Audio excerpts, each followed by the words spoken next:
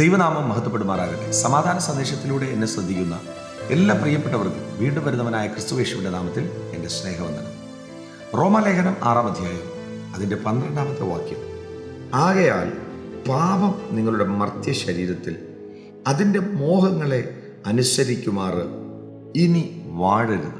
വചനം പറയുകയാണ്, പാപം നിങ്ങളുടെ മർത്യ ശരീരത്തിൽ അതിൻ്റെ മോഹങ്ങളെ. വാസ്തവത്തിൽ പാപത്തിന് ഒരു മോഹമുണ്ട്. മോഹം നമ്മുടെ ഹൃദയത്തിനകത്ത് വന്ന് അത് നമ്മളെ വാഴരുത്. ആകയാൽ എന്ന് പറഞ്ഞാണ് തുടങ്ങുന്നത്. അതിൻ്റെ അർത്ഥം അതിനു മുമ്പ് ഒത്തിരി കാര്യങ്ങൾ പൗലോസ് റോമാലേഖനത്തിലൂടെ സഭയ്ക്ക് കൈമാറുകയാണ്. അതിൻ്റെ 1 മുതലുള്ള ഭാഗങ്ങളിൽ പറയുന്നു, പാപസംബന്ധമായി മരിച്ചവരായ നാം ഇനി അതിൽ ജീവിക്കുന്നത് എങ്ങനെ. അപ്പോൾ ഓൾറെഡി ഒരു മരണം സംഭവിച്ചു കഴിഞ്ഞു. കർത്താവായ യേശുക്രിസ്തുവിനെ രക്ഷിതാവായി സ്വീകരിച്ച് കർത്താവ് പറഞ്ഞിരിക്കുന്ന കൽപ്പനയായ സ്നാനത്തിലൂടെ കർത്താവിനോട് നമ്മൾ ചേരുകയാണ്. ഗലാത്യ ലേഖനത്തിൽ പറയുന്നു, അവനെ ധരിച്ചിരിക്കുന്നു. അപ്പോൾ പിന്നെ കാണുന്നത് നമ്മളെയല്ല, യേശുവിനെയാണ് നമ്മളിലൂടെ കാണുന്നത്. അതുകൊണ്ടാണ് ആത്മാവിലൂടെ താൻ എഴുതി, ഇനി നിങ്ങളെ വാഴരുത്, മോഹം വാഴരുത്. ഓൾറെഡി നമ്മൾ കുഴിച്ചിടപ്പെട്ട് കഴിഞ്ഞു. സ്നാനത്തിലൂടെ സംഭവിക്കുന്നത് കർത്താവിൻ്റെ ക്രൂശുമായിട്ട് നമ്മൾ ചേരുകയാണ്. എന്ന് വെച്ചാൽ അതിൻ്റെ അർത്ഥം മരണ അടക്ക പുനരുത്ഥാനത്തിൽ നമ്മൾ ഏകീഭവിക്കുകയാണ്.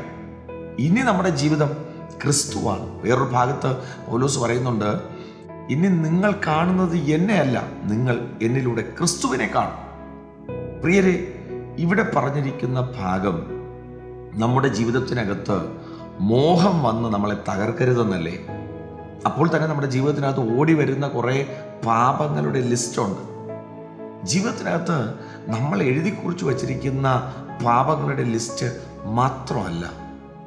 കർത്താവ് പറയുന്നു, നിങ്ങൾ ക്രൂശിക്കപ്പെട്ടതിന് ശേഷം, നിങ്ങൾ ഞാനുമായി ചേർന്നതിന് ശേഷം നിങ്ങളുടെ ജീവിതത്തിനകത്ത് നോട്ടം കൊണ്ട് പോലും ഒരു മോഹം വന്നു കഴിഞ്ഞാൽ, നമുക്കറിയാം യേശുവിൻ്റെ കൂടെ നടന്ന യൂദ വേറെ ഒന്നും ചെയ്തില്ല.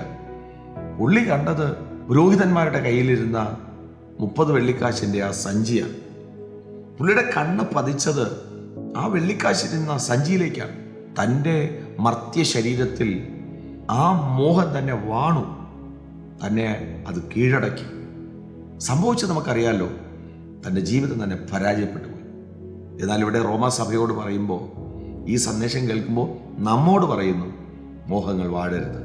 പലർക്കും ജീവിതത്തിൻ്റെ സാഹചര്യങ്ങളിൽ പല മോഹങ്ങളാണ്. നമ്മൾ ലിസ്റ്റ് വച്ചിരിക്കുന്നതിനേക്കാൾ അധികമായിട്ട് നമ്മൾ കുഴപ്പമില്ല, സാരമില്ല എന്ന് ചിന്തിക്കുന്ന നിസാരമായ പാപങ്ങൾ പോലും, കൂട്ടുകാരനെ നിസാര എന്ന് പറഞ്ഞാൽ അഗ്നിക്കിരയാകുമെന്നാണ്. വാസ്തവത്തിൽ ക്രിസ്തുവിനെ രക്ഷിതാവായി സ്വീകരിച്ചൊരു മനുഷ്യൻ കൂട്ടുകാരനെ നിസാര എന്ന് കാണത്തില്ല. തന്നെക്കാൾ ശ്രേഷ്ഠനാണ് കൂട്ടുകാരനെന്ന്. പ്രിയരെ, ഈ സന്ദേശം കേൾക്കുമ്പോൾ നമ്മുടെ മർത്യ ശരീരത്തിൽ ചെറുതെന്ന് നമ്മൾ എണ്ണുന്ന പാപങ്ങൾ നമ്മെ വാഴാതെ വിശ്വസ്തയോടെ ക്രിസ്തുവിനെ പിൻപറ്റി സഞ്ചരിപ്പാൻ ദൈവം കൃപ ചെയ്യട്ടെ. വിശ്വസിക്കുക, പ്രാർത്ഥിക്കുക. ദൈവം വിശ്വസ്തൻ. God bless U.